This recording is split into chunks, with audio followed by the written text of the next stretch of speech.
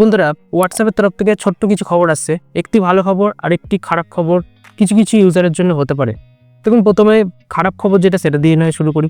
এবং খারাপ খবর এটা জানা যাচ্ছে, হোয়াটসঅ্যাপ পরবর্তী যে সমস্ত আপডেট আনতে চলেছে সেখানে স্ট্যাটাসে এবার অ্যাড দেখাবে।